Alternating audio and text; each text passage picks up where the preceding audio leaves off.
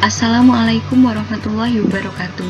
Di sini saya akan menjelaskan poin-poin tentang perbandingan periodisasi meliputi kepemimpinan, masa kejayaan, dan masa kemunduran.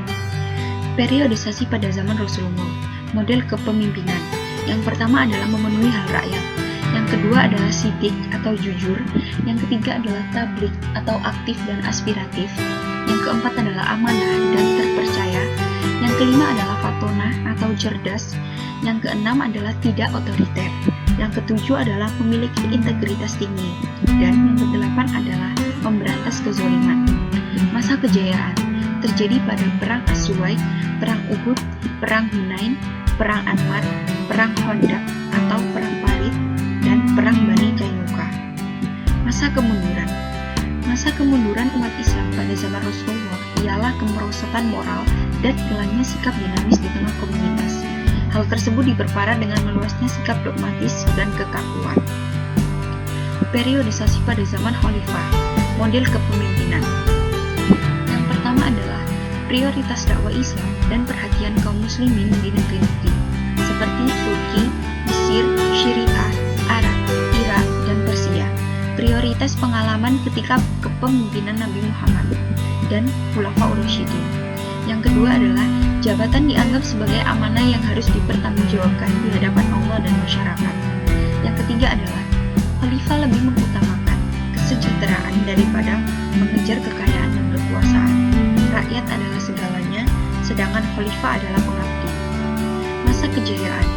Yang pertama adalah memperluas wilayah kekuasaan Islam. Yang kedua, dimulainya modifikasi Al-Quran. Yang ketiga, penaklukan oleh Utsman bin Affan Aljazair, Barkah dan Tripoli sampai Tunisia. Di sebelah utara meliputi Aleppo dan sebagian Asia Kecil. Di timur laut sampai Transoksiana dan seluruh Persia serta Balukistan atau Pakistan sekarang, serta Kabul dan Ghazni. Yang keempat adalah pembangunan kota Kufah pada masa Ali bin Abi Thalib. Masa kemunduran, yaitu wafatnya keempat sahabat tersebut menyebabkan terpecahnya Islam menjadi 3 golongan, yaitu Syiah, Khawarij, dan Sunni. Periodisasi pada zaman Bani Umayyah, model kepemimpinan, yaitu secara monarki atau turun-temurun. Masa kejayaan, yang pertama, mereka berhasil menguasai hampir seluruh wilayah Andalusia, semenanjung Liberia, sekarang Portugis dan Spanyol, dan menaklukkan berbagai kota dan daerah di bagian selatan Prancis.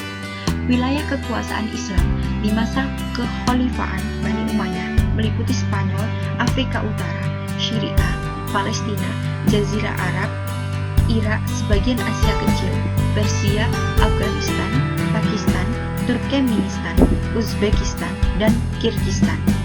Yang kedua adalah pembangunan di segala bidang. Dan yang ketiga, berkembangnya ilmu pengetahuan. Masa kemunduran. Yang pertama adalah gaya hidup bermewah-mewahan yang dijalani sebagian khalifah dan keluarganya. Yang kedua adalah timbulnya pemberontakan-pemberontakan. Yang ketiga adalah beberapa khalifah tidak mampu menyatukan perbedaan serta menyelesaikan pertentangan yang ada. Yang keempat adalah terbunuhnya Marwan II oleh tentara Bani Abbasiyah pada 132 Hijriah atau 750 Masehi. Periodisasi pada zaman Abbasiyah, model kepemimpinan, yaitu secara monarki atau turun-temurun. Masa kejayaan yang pertama, menjalin hubungan perdagangan dengan Cina. Yang kedua, gerakan intelektual ini ditandai oleh gerakan penerjemahan karya-karya berbahasa Persia, Sanskerta, Suriah, dan Yunani ke bahasa Arab. Yang ketiga adalah sektor industri meliputi kain linen di Mesir, sutra dari Syria dan Irak, kertas dari Samarkand, serta berbagai produk pertanian seperti gandum dari Mesir dan kurma dari Irak. Masa kemunduran yang pertama adalah keuangan negara sangat sulit karena biaya yang dikeluarkan untuk tentara bayaran sangat besar.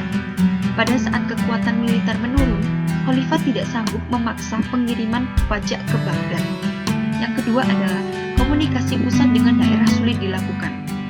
Yang ketiga adalah bersamaan dengan itu, tingkat saling percaya di kalangan para penguasa dan pelaksana pemerintah sangat rendah. Periodisasi pada zaman Turki Utsmani, model kepemimpinan. Awal menggunakan sistem kesultanan, Lalu, Mustafa Kemal Atatürk merubah sistem pemerintahan menjadi republik. Turki memiliki ideologi yang biasa disebut dengan Kemalis. Kemalis sendiri terdiri dari 6 bagian dalam ideologi ini, yaitu republikanis, nasionalis, populis, revolusionis, dan sekularis. Masa kejayaan. Yang pertama adalah Turki Utsmani menyerang dua kekuatan besar di sekitarnya, yakni Kerajaan Mamluk dan Kekaisaran Bizantium. Yang kedua adalah Turki Utsmani perang melawan Kekaisaran Bizantium dilanjutkan Orhan. Ia menaklukkan Bursa pada tahun 1324 dan menjadikannya ibu kota Utsmani. Yang ketiga adalah di bawah kepemimpinan Orhan, Turki Utsmani meluaskan wilayahnya ke Eropa mulai dari Bursa, Kosovo, Nikopol, dan Gallipoli. Masa kemunduran. Yang pertama, ekonomi yang semakin melemah. Yang kedua, kelemahan sains dan agama. Yang ketiga, kelemahan sosial dan moral. Periodisasi pada zaman dinasti Mughal. Model kepemimpinan, yaitu secara monarki atau turun-temurun. Masa kejayaan. Yang pertama, Kerajaan Mughal berhasil menguasai wilayah meliputi Kabul, Lahore, Multan, Delhi, Agra, Oudh, Allahabad, Ajmer, Gujarat, Melwa, Bihar, Bengal, Kandes, Berar, Kashmir, Gazipur, Golconda, Lahore, dan Trichinopoli. Yang kedua, di bidang pendidikan dan pengetahuan, Monggol juga mencapai prestasi yang gemilang. Bangunan seperti madrasah, masjid, dan perpustakaan terbesar di wilayah kekuasaan Monggol. Pada 1641 Masehi, perpustakaan di Agra telah memiliki koleksi buku sebanyak 24.000. Yang ketiga adalah di bidang arsitektur. Kerajaan Monggol telah memiliki bangunan yang megah seperti Benteng Merah, Masjid Jami, Taj Mahal, Istana yang megah di Delhi dan Lahore, serta makam yang sangat mengagumkan.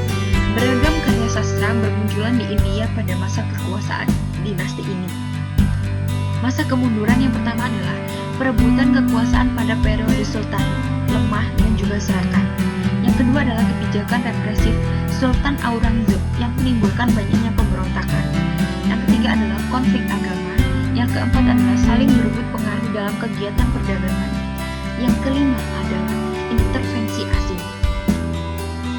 Periodisasi pada zaman dinasti Safawiyah, model kepemimpinan yaitu monarki atau turun-temurun. Masa kejayaan yang pertama adalah menjadikan Kepulauan Hormuz dan Pelabuhan Gumruk sebagai pusat pandangan laut dengan nama Banda Abbas. 2. Berkembangnya pertanian di kawasan bulan sabit subur. Yang ketiga adalah berhasil menjadikan Isfahan sebagai ibu kota kerajaan sekaligus menjadi kota yang sangat indah. Masa kemunduran.